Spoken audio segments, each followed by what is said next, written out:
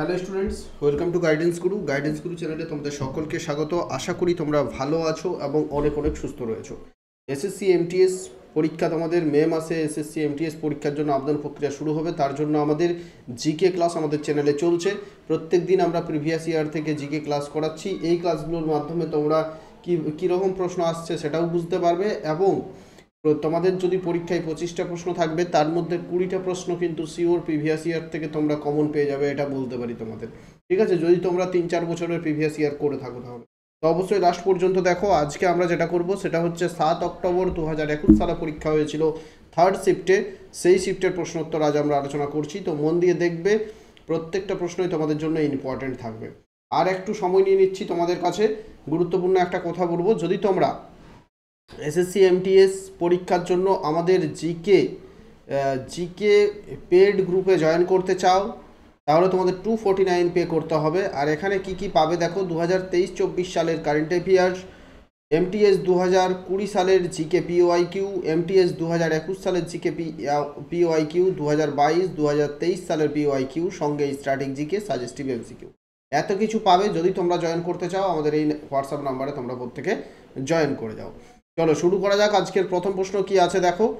আজকের আমাদের প্রথম প্রশ্ন আছে, নিম্নলিখিতগুলির মধ্যে কোনটি পিতামাতা এবং প্রবীণ নাগরিকদের রক্ষণাবেক্ষণ এবং কল্যাণ আইন 2007 দ্বারা চিলড্রেন সংজ্ঞায় অন্তর্ভুক্ত ছিল না? 2007 সালের এই যে 2021 সালের পরীক্ষাটা হয়েছিল, এখানে আমরা কি দেখলাম যে মাঝে মধ্যেই 2007 সালের এই আইনটা থেকে প্রশ্ন দিয়েছে। তো 2007 সালের এই যে আইন, যেখানে চিলড্রেন সংজ্ঞায় অন্তর্ভুক্ত ছিল না কোনটি? তো চিলড্রেন বলতে কারা? একজন বয়স্ক পিতামাতার চিলড্রেন বলতে কারা? কি নাবালক শিশু? না, নাবালক শিশু কখনোই হবে না, নাবালক শিশু এই আইনের মধ্যে পড়বে না। এখানে চিলড্রেন বলতে প্রাপ্তবয়স্ক পুত্র বলছে, প্রাপ্তবয়স্ক কন্যা হচ্ছে, প্রাপ্তবয়স্ক নাতিকে চিলড্রেন বলা হচ্ছে, কিন্তু নাবালক পুত্রকে চিলড্রেন বলা হচ্ছে না। আর option 3 is the correct answer. Next চলে যাবো 2 নম্বর প্রশ্ন কি আছে দেখো। ড্যাশ বেসিনের প্রায় 50% মহারাষ্ট্রে অবস্থিত? কোন বেসিনের 50% মহারাষ্ট্রে অবস্থিত? কোন বেসিনের 50% মহারাষ্ট্রে অবস্থিত? কি হবে সঠিক উত্তর? সঠিক উত্তর হচ্ছে correct answer option 1 is the correct answer. Godavari বেসিনের যে গোদাবরী নদী, সেই গোদাবরী নদীর 50% অংশটা কোন রাজ্যে অবস্থিত? মহারাষ্ট্রে অবস্থিত। এই গোদাবরী নদী হচ্ছে দক্ষিণ ভারতের দীর্ঘতম নদী। গোদাবরী নদী হচ্ছে দক্ষিণ ভারতের গঙ্গা। আর ঠিক আছে, নেক্সট প্রশ্ন দেখবো আমরা। 3 নম্বর প্রশ্ন দেখো কি আছে। ইংল্যান্ড টেস্ট ক্রিকেট দলের অধিনায়ক 2020 সালের জুলাইয়ে নিচের কোন ভারতীয় ক্রিকেটারকে মিস্টার ইনক্রেডিবল বলেছেন? এটা পুরনো কারেন্ট অ্যাফেয়ার্স, ইম্পর্টেন্ট নয়, তাও শুধুমাত্র উত্তরটা জেনে রাখো। উত্তর হবে বেন স্টোকস। কে বলেছেন? বেন স্টোকস ক্রিকেটারকে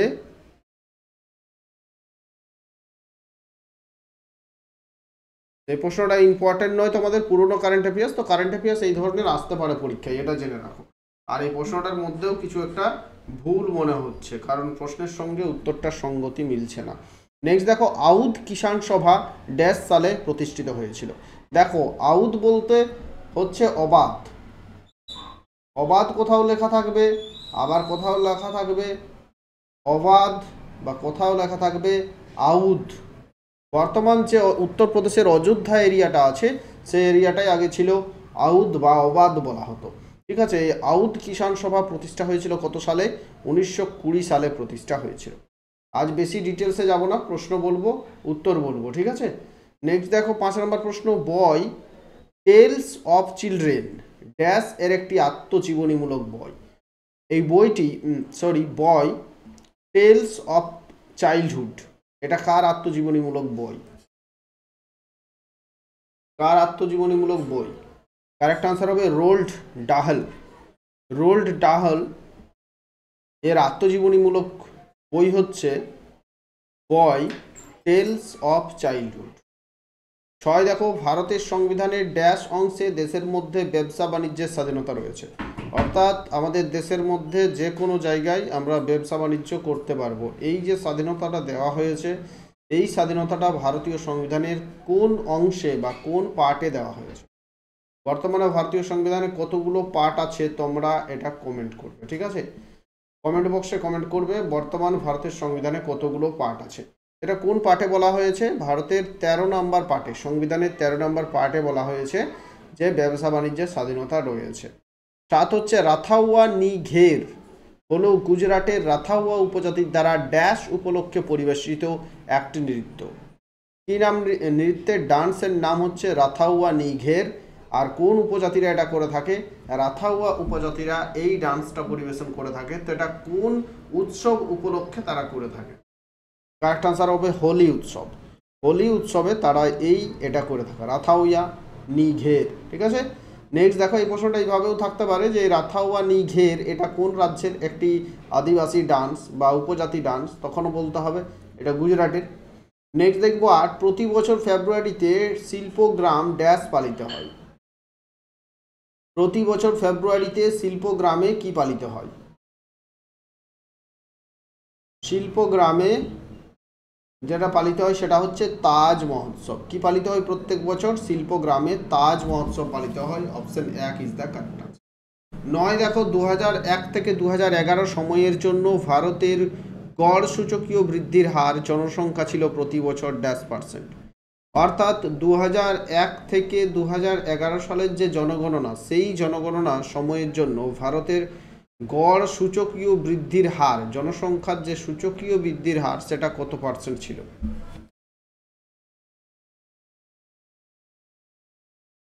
সেটা ছিল 1.64%। কত পার্সেন্ট? 1.64%। 10 নম্বর প্রশ্নটা দেখো, নিচের কোন প্রাসাদটি তিরুবনন্তপুরমে অবস্থিত? কেরালার রাজধানী হচ্ছে তিরুবনন্তপুরম। তো তিরুবনন্তপুরমে কোন প্রাসাদটি অবস্থিত? উত্তর হবে কানাক্কুনু প্রাসাদ। কি নাম? কানাক্কুনু প্রাসাদ নাম হচ্ছে এটার, তিরুবনন্তপুরমে অবস্থিত।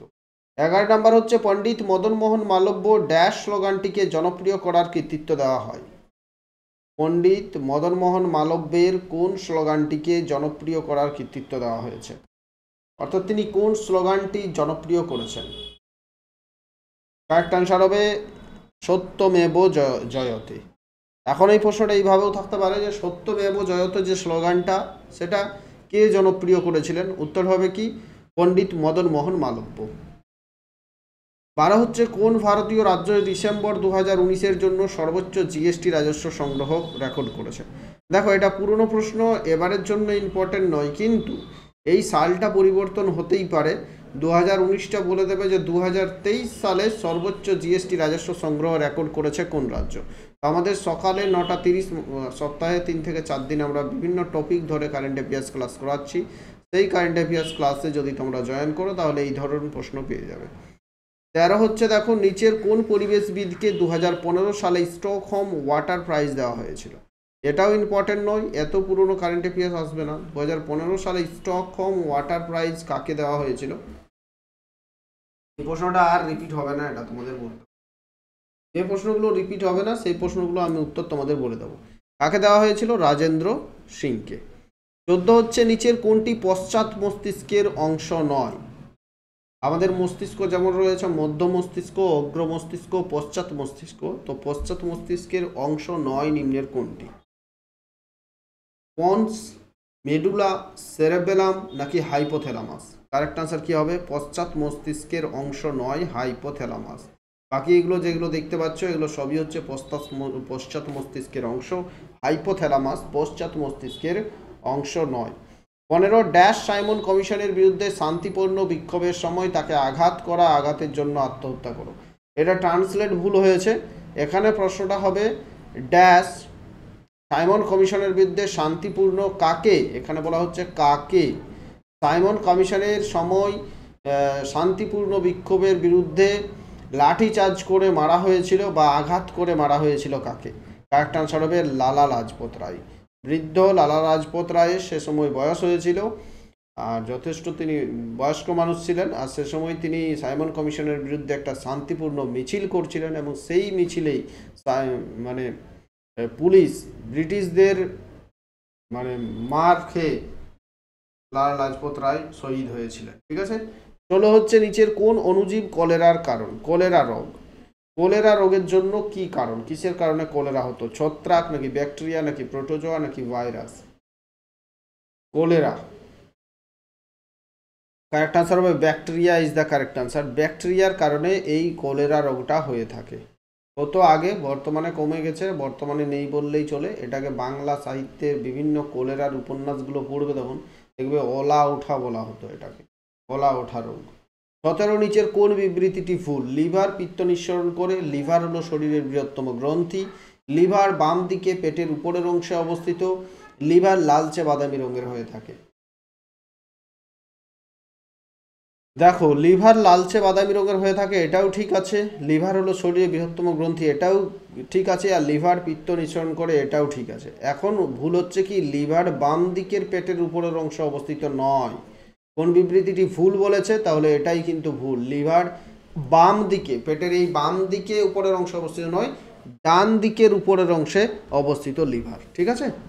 নেক্সট দেখো 18 clean note policy reserve bank of ইন্ডিয়ার দ্বারা ড্যাশ সালে ঘোষণা করা হয়েছিল? কত সালে রিজার্ভ ব্যাঙ্ক অফ ইন্ডিয়ার দ্বারা ক্লিন নোট পলিসি ঘোষণা করা হয়েছিল? কারেক্ট আনসার হবে 1999 সালে। 1999 সালে রিজার্ভ ব্যাঙ্ক অফ ইন্ডিয়ার দ্বারা ক্লিন নোট পলিসি ঘোষণা করা হয়েছিল। 19 হচ্ছে গান্ধীজি ড্যাশ তারিখে বিখ্যাত ডু অর ডাই ভাষণ দিয়েছিলেন? ডু অর ডাই কারেঙ্গে ইয়া মারেঙ্গে, কবে ভাষণ দিয়েছিলেন এটা? ঠিক আছে, 8 আগস্ট 1942 সালে গান্ধীজি এটা ভাষণ দিয়েছিল। দেখো, 8 আগস্ট 1942 সালে গান্ধীজি কিসের ডাক দিয়েছিলেন? ভারত ছাড়ো আন্দোলনের ডাক দিয়েছিলেন। এবং সে সময় তিনি এই স্লোগানটি দিয়েছিলেন ডু অর ডাই। আর ভারত ছাড়ো আন্দোলন শুরু হচ্ছে তার পরের দিন 1942 সালের 9 আগস্ট থেকে। ঠিক আছে, ডাক দিলেন 8 আগস্ট, তিনি ডাক দিলেন, পরের দিন থেকেই ভারত ছাড়ো আন্দোলন শুরু হয়ে গেল। 20 হচ্ছে ড্যাশের পরম প্রতিসরণ সূচক হলো 2.42। বলতে কি পরম প্রতিসরণ সূচক বলতে পরম প্রতিসরাঙ্ক, ড্যাশের পরম প্রতিসরাঙ্ক হচ্ছে 2.42। কার পরম প্রতিসরাঙ্ক কি হবে? কারেক্ট আনসার, কারেক্ট আনসার হচ্ছে হীরা বা ডায়মন্ড। পরম প্রতিসরাঙ্ক হীরারই বেশি আসে, অন্যান্য কিন্তু জিনিসের এগুলো আসে না। তো হীরা মনে রাখবে, 2.42 হচ্ছে ডায়মন্ডের পরম প্রতিসরাঙ্ক। 21 হচ্ছে পেন্সিল হলো ড্যাশের সংক্ষিপ্ত রূপ? ভারত সরকার সেপ্টেম্বর 2017 এ চালু করা একটি ইলেকট্রনিক পোর্টাল। ইলেকট্রনিক পোর্টাল এটা ইম্পর্টেন্ট নয় বর্তমানে, আর তাও জেনে রাখো, কোনো শিশু শ্রমের জন্য কার্যকর প্রয়োগের প্ল্যাটফর্ম এটা একটা তৈরি করেছিল, পেন্সিল বলে একটা প্ল্যাটফর্ম তৈরি করেছিল কেন্দ্র সরকার 2017। 22 হচ্ছে নিচের কোন বাঁধটি মধ্যপ্রদেশে অবস্থিত? তাওয়া, উজানি, কয়না, ইসাপুর। কোন বাঁধটি মধ্যপ্রদেশে অবস্থিত? কারেক্ট আনসার হবে তাওয়া বাঁধ। Option 1 is the correct answer. তাওয়া বাঁধটি কোথায় অবস্থিত? মধ্যপ্রদেশে অবস্থিত। 23 দেখবো ভারতের জাতীয় জলপথ ড্যাশ কভার করে? ভারতের যে জাতীয় জলপথ 1, ভারতের যেমন ন্যাশনাল হাইওয়ে রয়েছে 1, 2, 3, 4 এইভাবে, কিন্তু ন্যাশনাল ওয়াটারওয়েও কিন্তু আছে। ঠিক আছে, ন্যাশনাল জলপথ, জাতীয় জলপথ 1 কভার করে কি কি কভার করছে? জাতীয় জলপথ 1 গঙ্গা, ভাগীরথী, হুগলি নদীর হলদিয়া, এলাহাবাদ প্রসারিত। এটা হচ্ছে আমাদের গঙ্গা, ভাগীরথী আর হুগলি নদী। গঙ্গা নদী, তারপর ভাগীরথী নদী প্রথমে, তারপর হচ্ছে গঙ্গা নদী, সেটা তারপরে হয়ে যাচ্ছে ওয়েস্ট বেঙ্গলে হুগলি নদী। হলদিয়া, এলাহাবাদ প্রসারিত পুরো এরিয়াটা জলপথ 1।